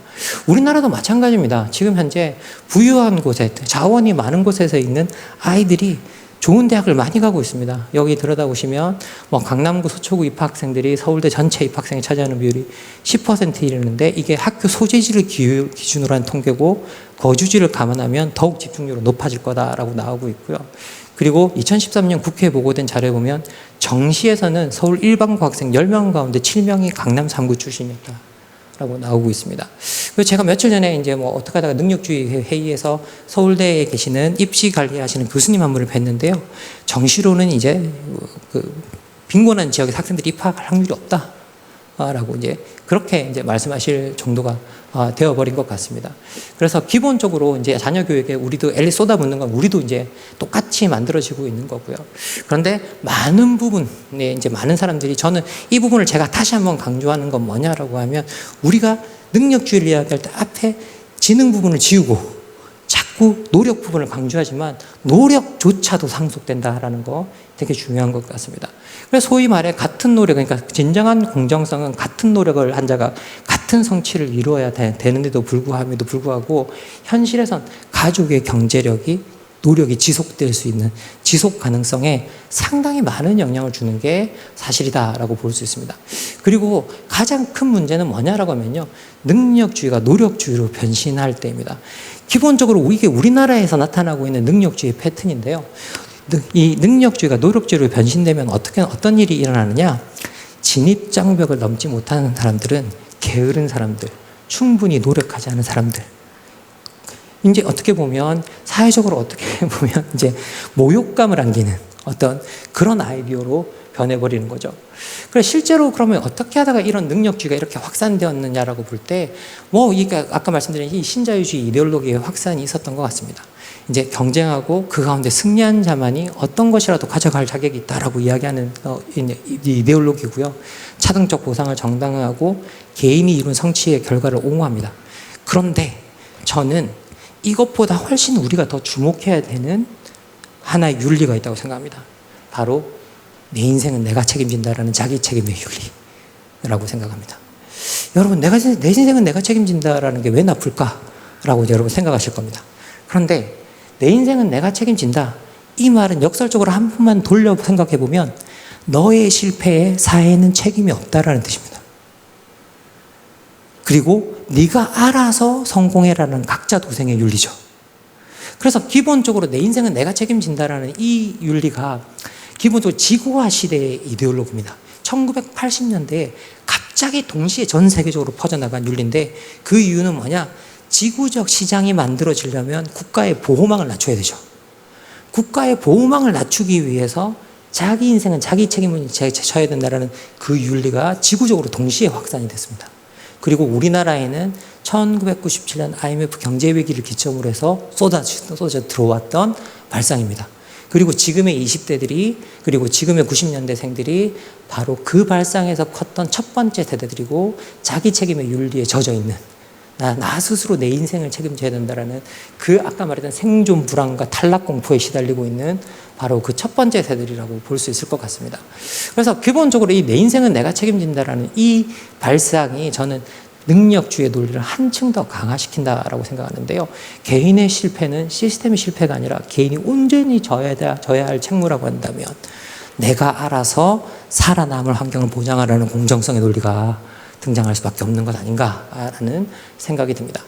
그리고 더 나가서 제가 여러분에게 말씀드리고 싶은 건 제한된 기회 안으로 진입한다라는 것의 의미, 아까 제가 기회가 제한되어 있다고 말씀드렸는데요. 그 기회가 제한되어 있고 제한된 기회에 들어간다는 건 그 자체로 특권을 획득한다는 그런 의미에 되게 가깝습니다. 그런데 아까도 말씀드렸지만 특권은 본질상 다수의 배제를 통해서 만들어지고 있습니다. 그래서 이게 자연스럽게 배제, 차별 이런 것들로 이어질 수밖에 없는 그런 상황이고요. 그리고 아까 기회가 제한됐다고 말씀 계속 드렸는데 이렇게 기회가 제한되면 제한될수록 개인들은 자신의 성취를 타자의 성취와 명백히 비교할 수 있는 기준들을 요구하게 됩니다. 그런데 아까 보셨지만 우리 사회에서는 되게 서로를 믿지 않는 불신이 깔려 있는데 그 불신 사회에서 주관적 판단이 조금이라도 개입될 만한 요소가 있다? 그런 요소들은 허용하지 않겠죠. 그러다 보니 우리 사회에서는 시험 만능주의, 객관적 시험을 통한 평가를 하는 시험 만능주의가 투명한 선발 제도라고 여기는 어떤 그런 아이디어들이 난무하고 있는 것 같습니다. 그래서 시험만이 노력을 측정할 수 있는 유일한 잣대라고 여기고 있고요. 그리고 시험을 통과하지 못한 사람들을 모두 게으른 사람들, 충분히 노력하지 않은 사람들, 그래서 차별받아도 되는 사람들, 이제 그런 사람들로 이어지는 경향이 있는 것 같습니다. 자, 어쨌든 여기서 보시면 기회가 제한된 사회에서 가장 큰 적은 무임승차자들입니다. 엄청난 노력을 쏟아부어야 진입할 수 있는 제한된 기회에 사회적 약자라는 이름으로 그런 것들을 물려받는다. 무슨 여성 할당이니 장애인 할당이니 노인 할당이니 그런 것들을 가져간다. 다 역차별이 되는 거죠. 그래서 능력주의 사회일수록 역차별 논란은 심할 수밖에 없습니다. 심할 수밖에 없다라는 것. 그리고 이 역차별 논란이 일어나게 되고 이런 제도들을 사회적 약자를 제도들을 받아들이고 활용하는 것, 무임승차라는 사회적 악덕을 이용하는 이제 그런 것들이 되어버리는 거죠. 자, 그러다 보니 여기 실제 우리 사례입니다. 실제 서울교통공사에서 정규직에서 비정규직에서 정규직 전환이 될 때 너무 원색적 비난이 난무해서 인권위원회에 긴급 구제를 신청하는 일이 일어났는데요. 여기 보면 교통공사 내부 게시망에서 이제 정의 구현 무임승차 놈들하고 무임승차 무기업무직들은 조져야 된다라는 격한 발언은 양호한 편이다. 수십 년간 메트로와 함께한 노숙자랑 잡상에는 편입 안 시키냐. 그리고 패급을 패급이라고 부르지 못하냐. 이런 표현들이 난무했다라고 합니다. 그리고 인천공항에서도요, 가장 이제 많이 나왔던 단어가 공정성이었다고 합니다. 이 비정규직을 정규직으로 돌려줄 때, 그때 이제 한 신입사원이 이렇게 이야기했다고 합니다. 힘든 취준생 시절을 뚫고 내가 수백 대 일의 경쟁률을 뚫고 이 자리에 서 있다. 그런데 왜 이런 과정을 거치지 않은 비정규직들이 너무 쉽게 정규직이 되려고 하느냐. 무임승차, 웬 말이냐, 공정사회, 공개 채용을 외쳤다라고 하는데요. 그러면서 무임승차라고 하는, 무임승차를 혐오하는 태도가 난무하고 있고, 그리고 무임승차라고 여겨질 만한 구석이 있다고 한다면 모두 다 벌레 취급당하는, 대학을 본다면 편입하는 학생들은 편입충이라고 부르고, 예.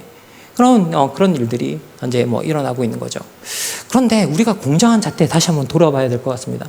아까 인천공항에서 비정규직의 정규직 전환을 이야기했는데요.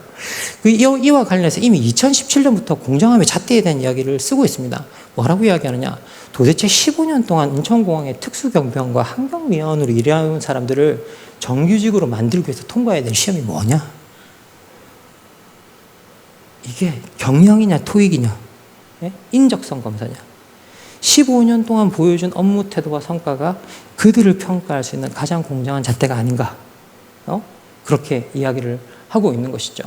자, 이제 그러면서 기본적으로 우리나라에서 이제 어떻게 보면 이제 어떻게 공정성 논의가 너무 이렇게 일어나고 있고요. 그런데 이 공정성 논의가 일어나는 그 배경에 제한된 기회가 있다고 말씀드렸는데, 그리고 이 제한된 기회가 특권 의식을 만들어내고 있다라고도 말씀드렸습니다. 그런데 그런 특권 의식은 기본적으로 갑질 현상으로 나타나게 되어 있는데요. 우리 사회의 갑질 현상 같은 경우에는 너무나 일반적이 되어 있는 부분이 있는 것 같습니다. 그런데 이 갑질 현상의 속내를 한 번 더 들여다봐야만 합니다. 단순히 갑과 을의 경쟁이냐 아니라는 거죠. 실제 우리나라는 능력주의 만연 속에 차별받는 을은 갑의 특권화에 반대하면서 자신이 차별하는 대상으로 병과 정을 거느리고 있고, 병은 갑과 을의 특권화에 반대하면서 자신이 차별하는 정을 거느리고 있는 게 현실입니다. 그래서 이걸 저는 계단화된 공정성이라고 부르는데요. 갑이 을을 거느리고 을이 병을 거느리고 병은 정을 거느리는 자신의 이익을 중심으로 계단화된 공정성이 만들어지고 있다라는 생각이 듭니다. 그래서 기본적으로 우리 사회는요, 공정성에 대한 강력한 요구가 무임승차자에 대한 차별과 혐오로 이어지면서 불공정의 악순환이 일어나고 있다라고 말씀을 드리고 싶고요. 그리고 지금 현재 능력주의 아이러니는 뭐냐? 우리 사회 능력주의 아이러니는 공정함의 수단으로 능력주의를 강조하지만 그 능력주의는 사회 경제적 출발선상의 불평등을 외면하고 있다는 거죠. 그런데 사회 경제적 선상에서 누군가가 아까 무임승차자라고 표현했잖아요. 그러면 그게 불평등하다는 뜻은 누군가는 어떤 뭔가를 탈 때 할증 요금을 내고 있다는 거죠. 사회적 약자들은 알고 보면.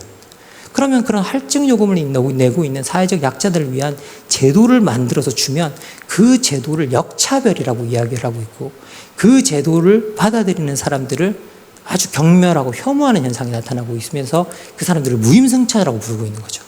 그래서 지금 현재는 사실 알고 보면 지금 공정성 논의는 할증 요금을 내고 있는 사람들을 무임승차자로 변신시키는 어떤 그런 일들이 현재 일어나고 있다라고 볼 수 있을 것 같습니다. 그래서 어떻게 보면 이 부분은 저희들이 꼭 한번 짚고 넘어갔으면 좋겠다라는 생각이 듭니다. 자, 이제 최종적으로 이제 아까 자기 책임의 윤리 말씀드렸는데요. 저는 대한민국의 능력주의의 가장 핵심에 이 자기 책임의 윤리가 있다라고 생각합니다.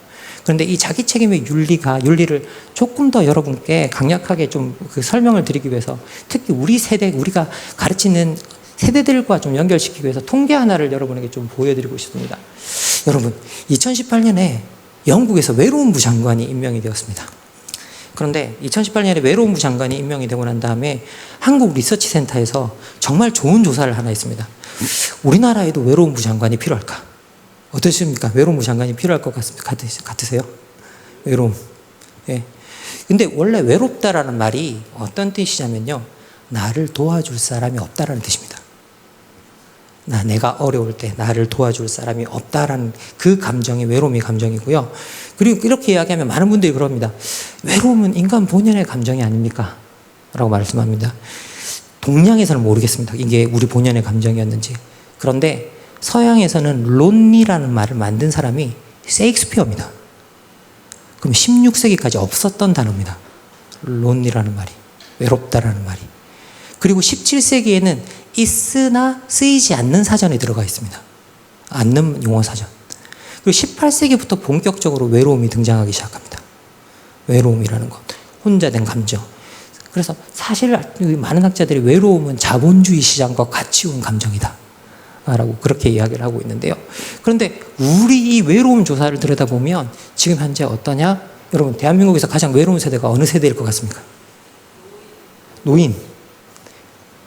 제가 통계를 보여드리겠습니다. 저기 파란색, 그리고 그 다음 파란색이 거의 항상 외롭다, 자주 외롭다, 이거 두 개를 합쳐서 저희들이 상시적 외로움이라고 해서 위험군으로 분류합니다. 그런데 보십시오. 20대가 40%입니다. 20대는 10명 중에 4명이 외롭다라고 이야기하고 있습니다. 외롭지 않다라고 대답한 20대는 14%밖에 되지 않습니다. 그리고 노인들이 제일 외로울 거라고 하셨죠. 60대 이상에서 17%밖에 외롭다라고 대답하신 분이 없습니다. 17%밖에 안 됩니다. 그리고 여러분 쭉 보세요. 우리나라는 젊을수록 외롭습니다. 그 다음 30대, 40대, 50대, 60대. 그러면 뭐냐? 어릴수록 도움이 없다라는 감정, 이 세상에 나 혼자 있다라는 감정에 시달리고 있는 거 우리 볼 수가 있습니다. 그리고 여기 보시면 1인 가구에서 압도적으로 이제 외로움이 많이 등장하는 걸 볼 수 있는데요. 문제는 뭐냐라고 했을 때 지금 현재 1인 가구가 우리나라의 가장 많은 가구 유형으로 변했고 30%가 넘어가면서, 그리고 이 1인 가구의 가장 많은 비율을 20대들이 차지하고 있습니다. 그런데 아까 말씀드렸듯이 외로움이 자본주의와 같이 갔다고 그랬죠. 그래서 실제 외로움은 소득과 관계가 있습니다. 여기 보시면 200만 원 미만의 소득에서 압도적으로 외롭다라고 대답하는 사람이 많습니다. 그리고 여기 보시면 외롭지 않다라고 대답한 사람은 11%밖에 안 됩니다. 200만 원 미만에서. 그런데 20대들이 1인 가구에 가장 많은데 1인 가구의 70%가 저소득층입니다. 1인 가구의 50% 이상이 월세를 살고 있습니다. 그러면 나쁜 환경은 다 가 있는 거예요, 저기에. 실제로 도움이 없다라고 느끼고 혼자 되어 있다고 느끼고 이 환경 속에서 내가 살아남아야만 한다라는 것. 그래서 저는 2021년의 통계가 저는 너무 상징적이라고 생각합니다. 왜냐? 작년의 통계를 들여다보면, 작년에 나왔던 재작 2020년 통계를 들여다보면 자살률을 들여다보면 우리 코로나 시대 자살률을 들여다보면 노인들이 많이 나오고 있습니다. 70대, 80대. 그런데 국가가 공식적으로 잡지 않는 통계, 자살 시도율을 보면 다릅니다. 자살 시도는 뭐냐라고 하면 나한테 도와달라고 사회에 요구하는 그 시그널이죠. 거기를 보면 자살 시도로 가장 많이 실려온 사람이 누구냐? 20대 여성. 그리고 그 다음 많이 실려온 사람이 누구냐? 10대 여성. 그 다음 많이 실려온 쪽이 30대 여성. 그 다음 많이 실려온 게 20대 남성이었습니다. 그리고 그 숫자는 비교할 수 없을 만큼 압도적으로 다른 세대들 초과하고 있습니다.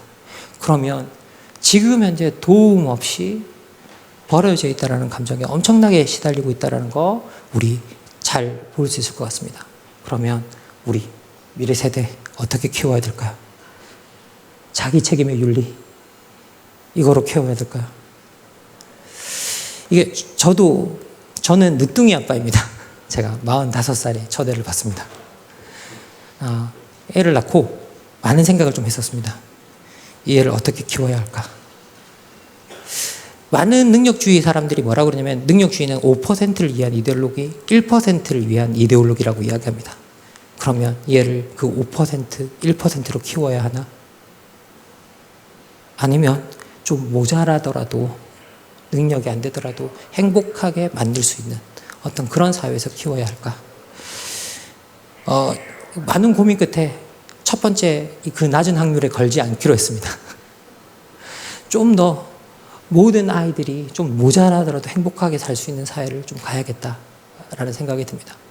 저는 그 첫걸음이 저 개인적으로는 우리 아이들에게 지속적으로 가르쳐왔던 자기 책임의 윤리 바깥으로 나가게 만드는 것, 무언가를 같이 하게 하고 같이 책임지게 하는 일을 좀 했으면 좋겠습니다. 그리고 그 통계를 보시면 아시겠지만 이 도움이 없다는 감정에 시달리고 있는 이 세대들의 가장 가까운 곳에 있는 아이들을 여러분들이 가르치고 계십니다. 그리고 기본적으로 저는 코로나 시대가 증명한 게 하나 있다고 생각합니다. 우리가 공교육이 너무 많은 비난을 받아왔지만 코로나 시대가 뭘 증명했느냐? 얼마나 아이들을 우리가 잘 보호하고 있었는가, 공교육이. 코로나 시대 때 학교에 등교하지 못함으로 인해서, 그죠? 등교하지 못함으로 인해서 정말 많은 아이들이 도움과 보호망 바깥으로 나가는 걸 확인할 수 있었습니다. 여러분들이 계셨기 때문에 그동안 안전한 걸 사라이가 잘 몰랐던 거죠. 그래서 그 부분에 대해서 너무 진짜 진심으로 감사드리고 그 부분은 재평가되어야만 하고 여러분들은 그 부분에 대해서 정말 자부심을 가져주셨으면 좋겠습니다. 그리고 오늘 제가 우리 미래 세대들을 어떻게 키울 것인가라고 말씀을 드렸는데요. 질문도 많이 받아야 되는데 제가 제 말 떠든다고 70분의 약속을 어기고 10분을 더 이야기를 했습니다. 질문 10분 더 받을 수 있습니다. 양해만 해주시면. 오늘 제 강의는 여기서 끝내도록 하고요. 여러분 질문 받도록 하겠습니다. 그리고 제가 강의를 끝내기 전에 제 강의를 끝내기 전에 여러분에게 그동안 우리 시스템 속에서 아이들을 지켜오신 여러분에게 정말 감사의 마음으로 큰 절을 올리겠습니다. 감사합니다. 자, 진짜 감사드립니다. 네, 정말 좋은 강의 감사드리고요. 지금 제 손에 질문이 채팅창을 통해서 6개나 올라왔어요. 그래서 현장 질문은 좀 꼭 해야 되는 분 아니면 좀 이렇게 자제해 주시고요. 올라온 거 얼른 질문할게요. 네, 먼저 아까 좀 외로움과 관련된 질문인 것 같은데요. 스스로 살아남고 싶어 하는 마음은 어디에서 기인한 것일까요? 이게 첫 번째 질문이었어요. 사실 우리가 저는 자기 책임의 윤리에 제가 오늘 사실 어제 제가 전북교육청 가서 3시간 강의했던 내용을 1시간에 이야기하니까 너무 막 맥락이 빠져서 이야기를 했던 것들이 좀 많은 것 같은데요. 기본적으로 우리가 학생들에게 뭔가 같이 하고 같이 책임지고 하는 그런 시스템을 뭔가 우리 세대들에게 전달하지 못했다라는 그런 부분이 있는 것 같습니다. 사회는 끊임없이 너 스스로 책임져야 된다고 이야기를 하고 있고 너 스스로 살아남아야 된다고 이야기하고 그것이 가장 뛰어난 미덕인 양 계속 가르쳐 왔던 건 사실인 것 같습니다. 그리고 그런 발상을 가지고 그런 가치관을 가지고 꾸준히 커왔고 그 속에서 아이들은 내가 어떤 사회적으로 도움을 받을 수 있는지를 경험해 보지 못한 그리고 그래서 사실은 어떻게 보면 사회에 자기의 어려움을 호소하지도 못하는 왜냐하면 이건 내가 책임져야 되는 일이니까 그래서 사회에 뭔가 요구조차 하는 법을 깨닫지 못하는 그런 세대로 만들어버린 건 아닌가라는 생각이 듭니다. 제가 30대 학자인 김학준 선생님이 썼던 글이 너무나 인상적이었습니다. 그 불평등의 세대를 쓰신 이철승 선생님의 서평이었는데요. 이분은 맨 끝에 그 새로운 변화가 바뀔 거를 예견하면서 이 책의 마지막에 물이 끓는 장면으로 묘사를 하고 있습니다. 그런데 김학준 선생님은 뭐라고 대답하느냐? 새로운 세대들에게는 그 커피포트에 물이 끓지 않을 거라고 생각한다. 라고 이야기를 하고 있습니다. 그게 바로 나 스스로 살아남아야만 한다라는 그 자기 책임의 윤리가 너무 지배적이었기 때문이다. 그리고 그 자기 책임의 윤리가 너무 지배적이라 그 외로움 속으로 빠져들 수밖에 없지 않았나라는 저는 개인적으로 그렇게 생각하고 있습니다. 좀 이렇게 아이들에게 네가 다 하지 않아도 돼라고 좀 토닥토닥거린 그런 말이 필요할 것 같습니다. 그다음은요, 좀 긴데요. 성적으로 서로를 비교하는 것이 익숙한 학생들은 능력주의를 당연하게 여깁니다. 따라서 학생 문화 속에서 약자에 대한 차별과 혐오를 쉽게 찾아볼 수 있습니다. 교사로서 학생의 다양성을 인정하고 드러내주고 싶기도 하나 자칫 차별의 빌미가 될까 하여 주저하게 됩니다. 학생이 능력주의에서 벗어나도록 도울 수 있는 방법은 무엇일까요? 저는 이제 그 많은 사람들이 우리가 또 이 속에서도 역차별이 되지 않을까 이제 걱정하시는 부분을 볼 수 있는데요. 성적대로 대해주는 게 그러면 또 공정하게 대해주는 걸까요? 그것도 아니죠. 뭔가 누군가가 우리가 능력을 가지고 있는 부분은 다양하다고 저는 생각합니다. 우리가 능력을 평가하는 방식이 하나밖에 없는 거죠. 성적이라고 하는. 그런데 아이들의 능력이라는 건 전 좋은 성품도 능력이 될 수가 있다고 생각을 하고 있고 아이들이 가지고 있는 친절함도 무엇이든 다 능력이 될 수 있다고 생각합니다. 그러면 그 아이들에게 맞게 그 아이들이 가지고 있는 장점에 맞게 우리가 아이들을 대해주는 것은 결코 저는 역차별이라고 생각을 하지 않습니다. 걱정하지 마시고 성적 구분하지 마시고 아이들을 보이는 대로 해주시면 어떨까라고 생각이 드는데 현장에 없는 제가 있다는 이야기를 하고 있습니다. 예, 이건 기만이라고 생각해 주십시오. 예.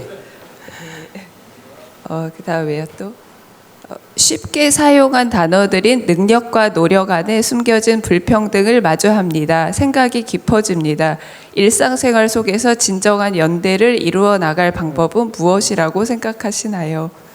이게 참 그런 것 같습니다. 제가 사실 최근에 그 국가 정책의 혐오의 정치에 대해서 연구하는 연구팀의 팀장입니다.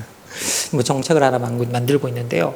근데 어제 장애인 차별 쪽에 이제 보고서가 들어온 걸 보니까 가장 흔히 쓰는 표현은 우리는 아무것도 아닌 거로 썼던 왔던 벙어리 장갑 같은 표현들. 그죠? 일상 속에서 서 있는 것들. 그러니까 손가락이 다 기능을 하지 못하는 걸 벙어리라고 이제 그렇게 표현하고 있는 거죠. 그래서 능력의 모자람이나 부재 자체를 장애에 빗대서 이제 설명을 하고 있는 그런 것들을 볼 수 있고요. 그리고 뭐 최근에 우리가 가장 흔하게 쓰는 뭐 결정 장애라든지 어떤 그런 것들, 그런 모든 것들이 능력의 부재 자체, 모자람 이런 것들을 다 어떻게 보면 비하하는 발언으로서 장애인과 이제 그렇게 해서 쓰는 걸 볼 수 있습니다. 그래서 우리 언어 속에는 우리가 그 사회에 있는 사회 구성원들을 어떻게 대하는지가 다 들어가 있습니다. 실질적으로. 그래서 그런 언어들을 우리가 어떻게 해체하고 잘 바로 세우는가는 정말 중요한 일인 것 같습니다. 모든 언어는 이중성을 가지고 있고 모순이 있고 배제를 포함하고 있습니다. 그래서 우리가 제가 갑자기 철학 선생처럼 이야기를 하네요. 그 언어를 해체하는 것이 부조리를 해체하는 것이다 라고 이제 뭐 자크 데리다 같은 사람은 그렇게 이야기를 하는데요. 기본적으로 우리가 가지고 있는 그런 차별의 언어들을 하나씩 발견하고 그것들을 하나씩 이게 해체하고 바꾸어 나가는 것들이 저는 부조리를 제거해 나가는 과정이라고 생각을 합니다. 그래서 그 부분에 대해서는 저희들이 아주 좀 뭐라고 해야 될까요? 많이 심혈을 기울여야 될 것 같고요. 주의도 많이 기울여야 될 이야기가 아닌가라고 저 개인적으로는 생각을 하고 있습니다. 네. 그래도 저기 채팅창에 올라온 것들을 최대한 더 전해드려야 될 것 같아서요. 능력주의, 성적 제일주의, 스카이를 지향하는 우리나라 교육 환경에서 교사들이 해야 할 사회적 책무는 무엇일까요? 묻고 싶습니다. 이건 제가 여러분에게 드릴 수 없는 답입니다. 제가 여러분에게 답을 구해야 하고 현장 속에 계신 분들이 느끼는 고통 속에 대해서 답을 구해야만 하고 그리고 저도 사실은 마찬가지인 것 같습니다. 저도 강사 생활을 하면서 명문대학과 그리고 소위 말하는 지방 캠퍼스에서 같이 강의를 동시에 해본 해가 있었는데요. 지방 캠퍼스에서 강의를 할 때 수많은 학생들이 오전 강의에서 졸고 있습니다. 그럼 그 학생들이 정말 제 수업이 재미없을 수도 있겠다라고 생각은 하지만 왜 졸고 있을까 싶어서 나중에 그 학생들과 이야기도 나눠보고 그러면 많은 학생들이 알바를 뛰고 오거나 뭐 새벽에 일을 하고 오거나 이런 학생들도 상당히 많은 걸 실제로 이제 이렇게 볼 수가 있습니다. 그래서 사실 그 속에서 일어나고 있는 격차나 그 아이들 속에서 일어나고 있는 뭐라고 해야 될까요? 그런 것들 하나하나 이제 우리가 좀 봐가면서 우리가 대응을 해야 될 것 같긴 한데요. 그 차이들을 무시하고 일률적으로 대응하는 것, 뭐 그런 것들에 문제가 있지 않나라는 생각은 들고요. 그리고 우리가 그런 차이들을 하나하나 좀 이해하는 과정 속에 있어야만 할 것 같은데, 그러기에는 여러분들이 담당하고 있는 학생의 수가 너무 많다라는 생각도 조금은 들고 있습니다. 조금이 아니라 아주 많이 들고 있습니다. 그래서 그 부분에 대해서는 저도 여러분에게 답을 구해야 될 것 같고요. 여러분들이 나중에 망관아 정신 좀 차려라 하면서 저한테 답을 좀 알려주시면 감사하겠습니다. 예. 예. 네. 선생님께서는 저희에게 이 질의응답 시간을 더 주셨는데 저희가 이후 프로그램이 있어서 마무리해야 되는 점이 너무 아쉽고요. 저는 강의 내용도 좋았지만 선생님이 저희 교사와 또 지금 세대를 외롭게 살아가는 젊은이들에게 공감의 감정을 보여주신 것이 저한테도 너무 감동적이었습니다. 강의해 주신 선생님께 큰 박수 드리겠습니다. 네, 감사합니다. 감사합니다. 그리고 교육 현장을 지켜주시는 여러분께 늘 감사하고 있습니다. 정말 진심으로 감사드리고요. 앞으로도 우리 미래 세대들 잘 부탁드리겠습니다. 감사합니다. 네, 이것으로 이제 주제 강연을 마치고요. 이후에는 각자 주제 마당별로 나누어 드린 줌 주소를 통해서 그 토론 마당으로 들어가시면 되겠습니다. 30분간 휴식하고 4시부터 12개 주제 마당 진행하겠습니다. 감사합니다.